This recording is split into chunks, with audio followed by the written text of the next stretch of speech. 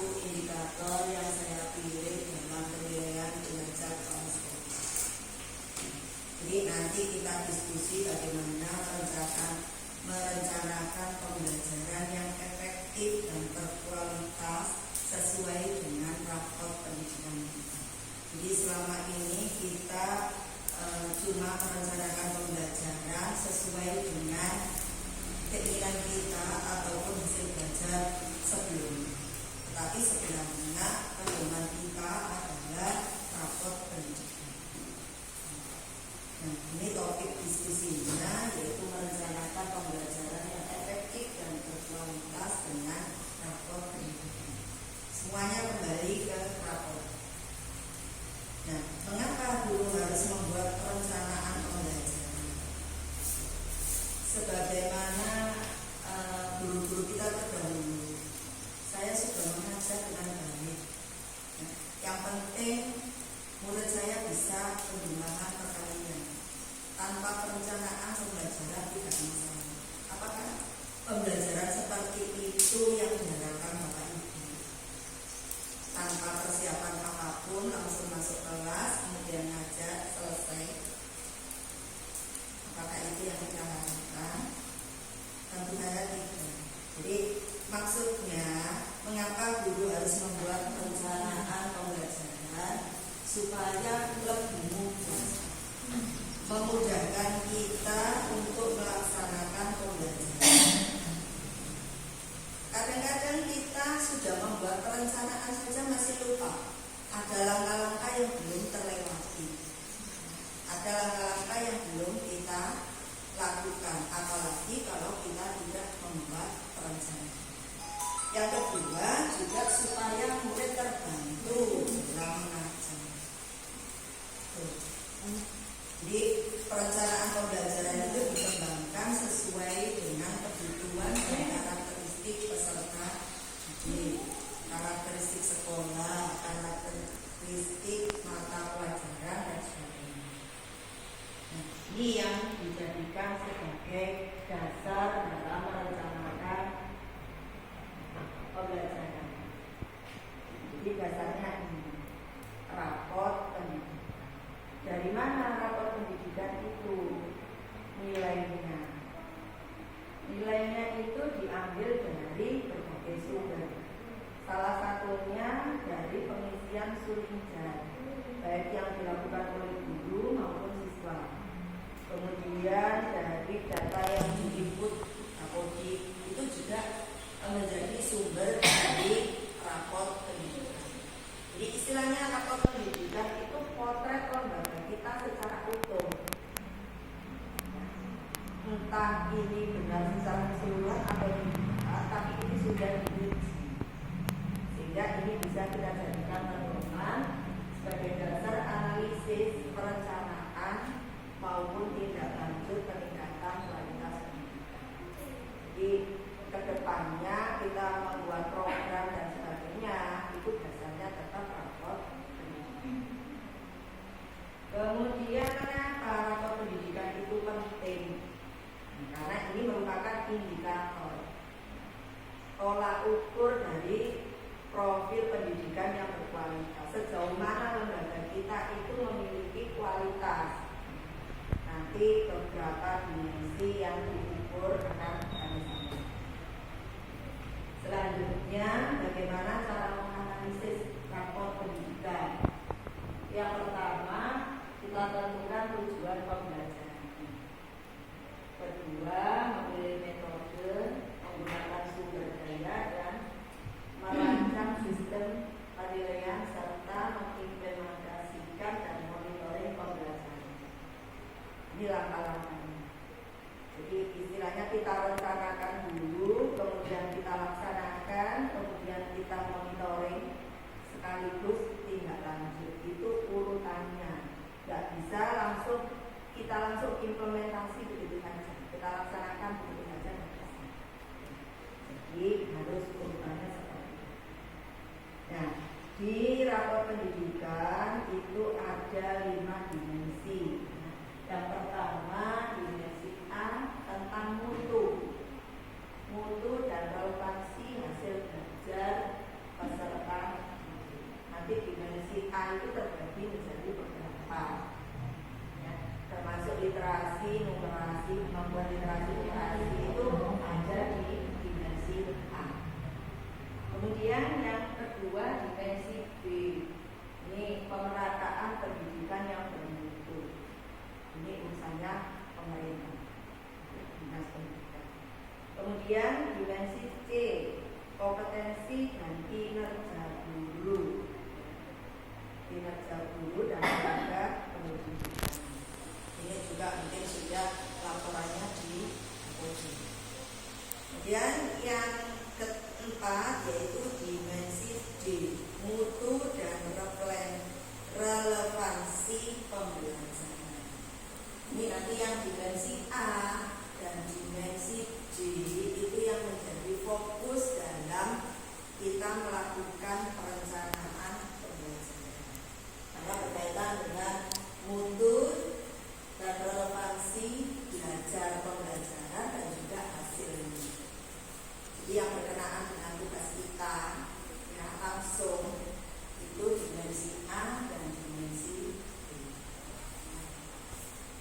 Nah, indikator di rapor pendidikan itu ada A1, A2, A3, D4, D8, dan D1. Ini nanti yang muncul di bagian awal rapor pendidikan kita. Beberapa waktu yang lalu sudah saya sampaikan rapor pendidikan kita di tahun ini 2025 dari hasil AN 2024 kemarin. Ternyata alhamdulillah ada peningkatan setelah kita menerima pendampingan dari PSP kemarin dan juga dari kampus mengajar. Kemudian ada juga adanya pendampingan literasi numerasi di Unmul yang gagal karena hanya dilakukan sosialisasi di awal, tapi pada saat implementasi itu sudah dihentikan. Tapi alhamdulillah walaupun programnya tidak sampai selesai, ternyata rapor kita sudah meningkat dari tahun 2024. Kalau di tahun 2024 kemarin kita turunnya di literasi numerasi, terutama numerasinya itu kita sangat rendah sehingga di rapor kita itu merah. Jadi literasi numerasinya merah sehingga ada program kampus mengajar, pendampingan PSP dan sebagainya oleh pemerintah. Nah, kemudian setelah melalui pendampingan itu ANBK lagi 2024 hasilnya keluar di akhir bulan Februari. Jadi itu.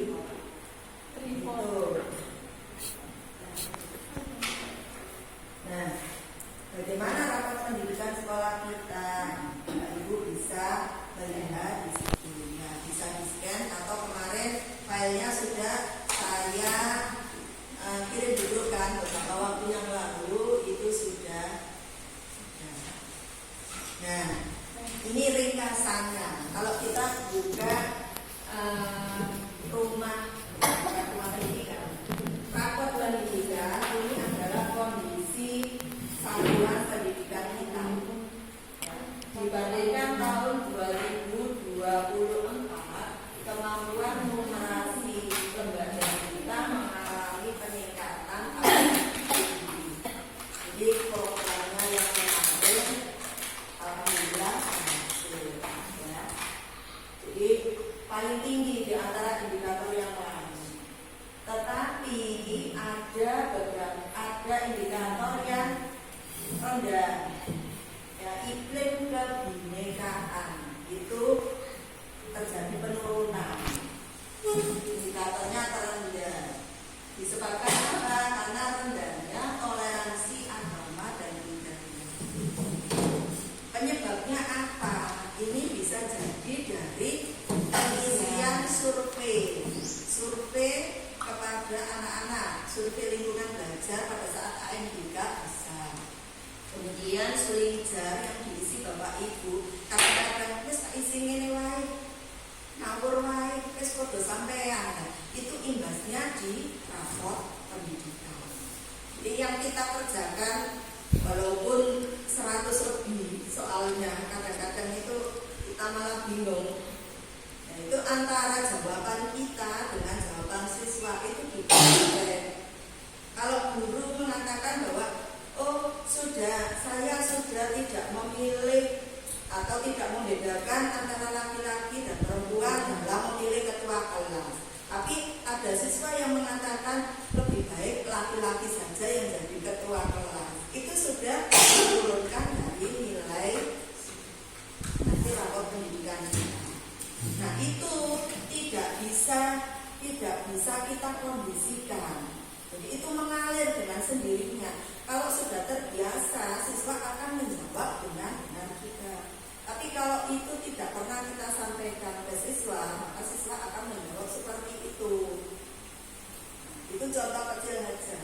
Jadi waktu ada diskusi pemilihan ketua kelas, langsung menyebutkan nama yang laki-laki. Itu masuk dalam penilaian iklim pendidikan. Nah itu terdeteksi di lembaga kita masih rendah. Ini potret rapor pendidikan sekolah kita untuk literasi mengalami kenaikan cukup besar 24% dari tahun kemarin. Kemudian untuk numerasinya juga naik 38%. Karakter naik tapi cuma sedikit 8%. Kemudian iklim keamanan naik juga. Dan ini iklim kebinekaan yang turun. Kemudian kualitas pembelajaran itu juga ada peningkatan. Walaupun ada beberapa, kalau yang dibuka di rapor pendidikan itu ada merahnya. Ini saya bukakan rapor pendidikan kita secara utuh. Nah, nanti mana-mana yang naik, yang turun kita lihat, kita merahnya di mana. Nah, ini untuk membenahi di lembaga kita. Nah, yang merah turun itu manajemen kelas. Jadi pengelolaan kelas nih turun 2,43%. Ini yang perlu kita tingkatkan. Jadi keteraturan suasana kelas dan disiplin positif di Sulinjar itu masih turun 2,43%. Nah, kita sebagai guru menyikapinya bagaimana? Ya berarti kita harus meningkatkan bagaimana suasana kelas dan disiplin positifnya bisa terbangun. Berikutnya yang turun lagi kepemimpinan instruksional. Jadi kepemimpinan instruksional ini juga mendukung perbaikan kualitas pembelajaran. Berkaitan juga dengan visi misi sekolah kita. Makanya kemarin visi misi yang lama itu harus diselaraskan dengan perkembangan saat ini. Kalau di tahun kemarin tidak ada pembelajaran mendalam, sekarang kita harus menyesuaikan dengan pembelajaran mendalam. Jadi ada perubahan dalam visi misi dan tujuan sekolah. Yang disampaikan pada MPLS kemarin mungkin agak berbeda dengan visi misi dan tujuan kita, karena ada penyelarasan dengan pembelajaran. Ini nanti pada pertemuan berikutnya mungkin kita bahas tentang penyelarasan visi misi. Kemudian yang turun lagi dukungan untuk refleksi. Jadi maksudnya begini, selesai praktek pembelajaran, Bapak Ibu kan menilai diri sendiri. Oh, saya sudah mengajar itu sudah berhasil. Oh, saya masih kurang dalam hal ini. Itu direfleksi, kemudian dilakukan perbaikan untuk pembelajaran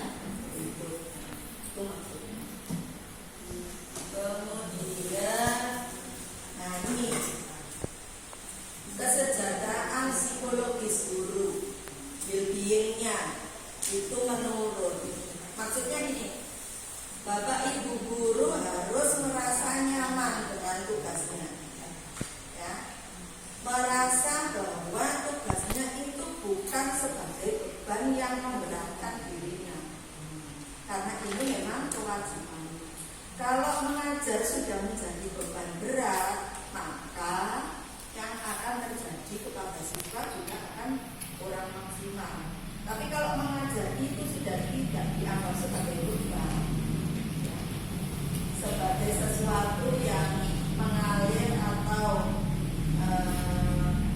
bukan beban bagi guru, insya Allah juga mengajarnya akan lebih baik daripada masuk kelas kemudian siswa diberi tugas, kemudian karena kesibukan sendiri entah itu mengerjakan sesuatu di luar atau apa, itu termasuk bahwa well-being guru itu belum terbentuk.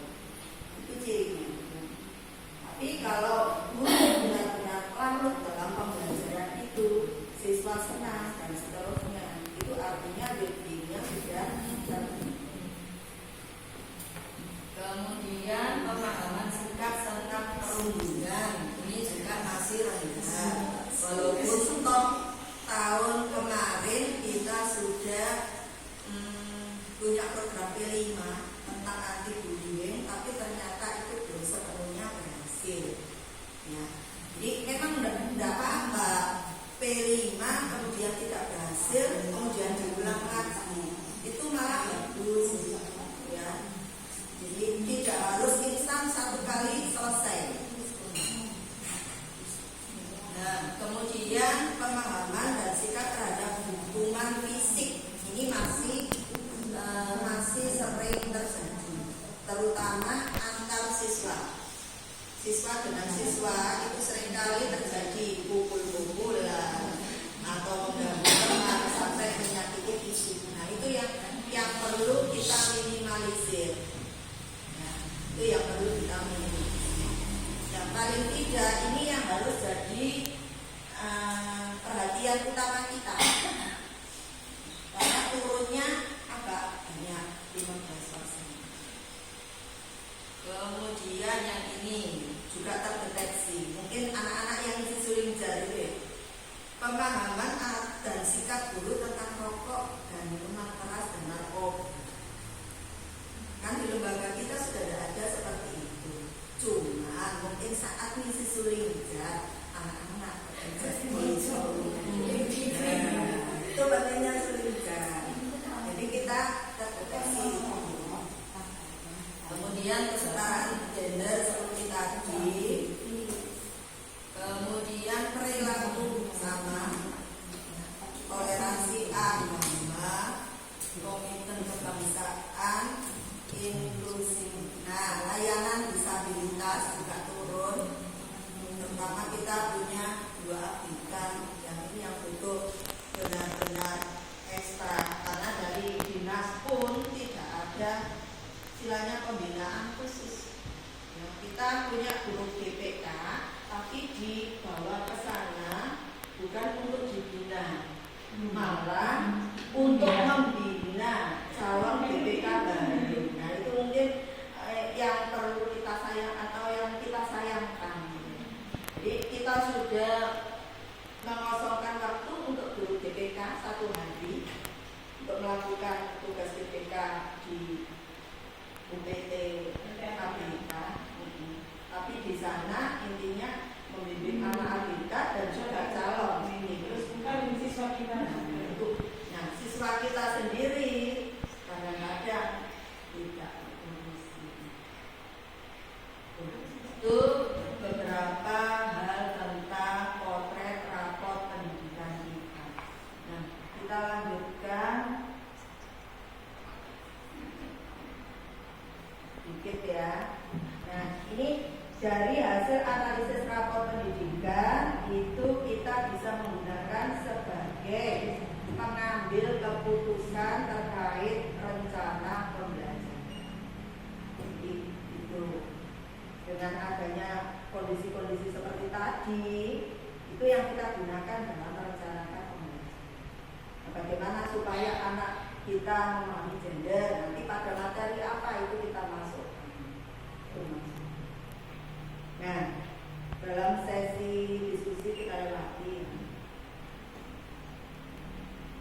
Perencanaan pembelajaran itu sudah pernah saya sampaikan, itu proses sistematis untuk merancang, mengembangkan dan mengevaluasi pembelajaran yang efektif. Jadi sebelum mengajar direncanakan dulu.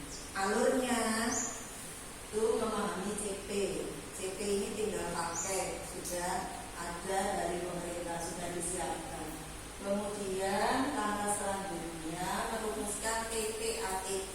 Ini tugas kita. Biasanya ini bisa dilakukan sendiri, bisa juga dilakukan dengan teman sejawat atau di kombel, bisa juga melalui KKD. Ya, itu terserah dari kondisi masing-masing. Kemudian baru kita merancang pembelajaran. Jadi tidak bisa langsung buat RTP tapi tidak tahu CP ATP, itu akan bingung isinya yang itu perencanaan. Nah, ini yang saya sampaikan tadi, merencanakan pembelajaran itu bisa dirancang sendiri, baik itu melalui pemikiran sendiri atau melalui prom, itu yang penting merancang sendiri. Yang kedua, memodifikasi yang sudah ada. Misalnya kemarin teman-teman dalam workshop sudah mengumpulkan tugas RTP, itu bisa kita gunakan, kita adopsi, kita ATM istilahnya, ambil ATM apa T-nya? Ambil, tiru dan modifikasi. Jadi boleh kita menggunakan RTP orang lain, nanti kita modifikasi sesuai dengan kebutuhan di kelas kita. Terutama yang perlu saya ingatkan itu tentang kondisi siswa, karena tidak semuanya kelas 1 sampai kelas 6 itu reguler, ada ABK-nya. Terutama untuk kelas-kelas yang ada ABK-nya itu hati-hati dalam membuat rencana. Untuk pembelajaran mendalam insya Allah akan disampaikan oleh teman-teman kita pada kegiatan kombel berikutnya, komponennya juga. Nah, kapan ini diimplementasikan, diterapkan kapan? Semestinya di awal semester kemarin, memang sudah kita lalui, kita sudah belajar melalui workshop, ya. Kemudian kita, nah, apa yang sudah kita lakukan itu berhasil atau tidak, itu ada indikator keberhasilannya. Jadi nanti setelah Bapak Ibu melakukan pembelajaran, itu kan ada kegiatan supervisi atau monitoring kepala sekolah. Nah, kepala sekolah itu memiliki instrumen untuk menilai yang dilakukan oleh kita. Baik itu instrumen untuk menilai RTW-nya atau pelaksanaan. Kalau kemarin yang saya nilai itu langsung, karena Bapak Ibu menyampaikan RTP-nya ya satu lah, apa ya, pada saat mau ambil baru motor RTP. Ada juga yang sudah kemarinnya. Jadi langsung kayak kalau RTP-nya, kemudian observasi pembelajaran. Nah, observasinya itu dilakukan paling sedikit 1 kali dalam 1 semester. Kemarin kita sudah semua ya, tinggal Bapak Ibu yang belum. Semuanya sudah 1 kali dalam 1 semester. Memang kemarin tidak harus di kelas, tapi saya sudah menerima video pembelajarannya bukan di kelas. Jadi saya bisa, walaupun kan video itu sudah teredit, harusnya kan tidak seperti observasi langsung. Observasi langsung kan bisa melihat kelebihan dan kekurangan.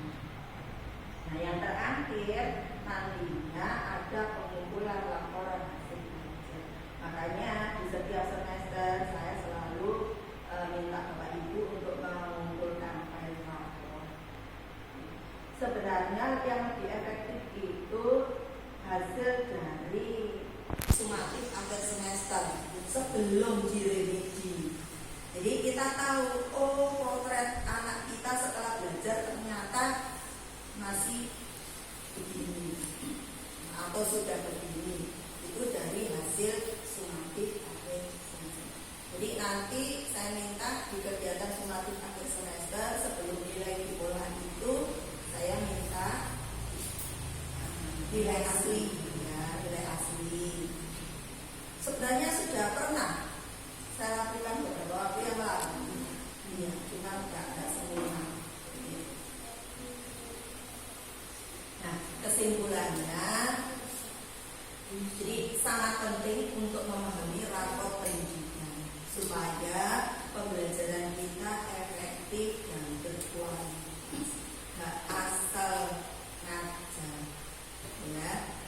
Kemudian implementasi diawali awal semester ini, semester 1 tahun pelajaran 2025-2025.